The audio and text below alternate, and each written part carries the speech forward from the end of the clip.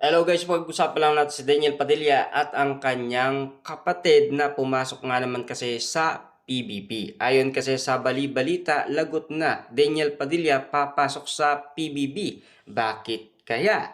At ayon nga naman kasi sa bali-balita, sa darating na linggo, February 8, ay isa-celebrate na ni Lela Ford ang kanyang 20th birthday.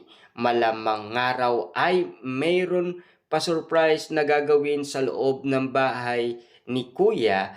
Ngayon pa lang ay minamanifest na ng fans na sana raw ay pumasok si Daniel Padilla sa PBB Celebrity Collaboration 2.0 para makipag-celebrate sa bunsong kapatid at makipagkulit na rin kay Joaquin na tinutukso kay Lela Ford. Bonggang nga kung papasok si DJ kasama ang iba pa nilang kapatid at maging si Carla Estrada sa PBB. Abangers na ang fans kung ano ang magiging ganap sa darating na linggo. Abangan natin yan.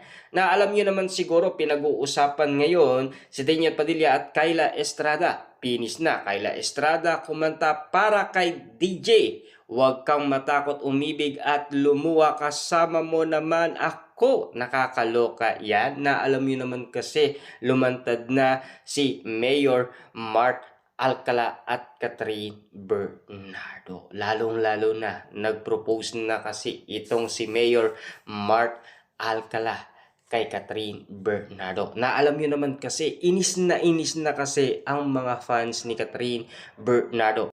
Lalong-lalo na ang mga sawsawerang kapitbahay at marites, lalong-lalo na yung mga tambay sa social media. Papaano nga naman kasi, 'di ba, si Mami Min Bernardo nagsalita na single si Catherine Bernardo. Lalong-lalo na si Catherine Bernardo ay nakapagsalita na single siya at siyempre masaya daw. Pero hindi naniniwala talaga si Ogie Diaz noon nung pagkasabi ni Catherine Bernardo na siya ay single na single. Kasi ang pagkakaalam ni Ogie Diaz, 2024 pa, magjowa na sina Catherine Bernardo at Mayor Mark Alcala. Tahimik lang si Mayor Mark Alcala. Papaano nga naman kasi, 'di ba? Si Catherine Bernardo at Alden Richard ay nagpo-promote nga naman kasi sa kanilang movie. Kaya nga naman ayaw niya umanong makisabay, 'di ba? Ayon kay Ogie Diaz. Na alam niyo naman siguro, nagtagumpay ang nasabing movie ni Catherine Bernardo at Alden Richard na Hello, Love Again. Na alam niyo naman siguro, nagkita sina Mayor Mark Alcala at Catherine Bernardo at spotted sila sa Power Plant Mall sa may Makati City, 'di ba?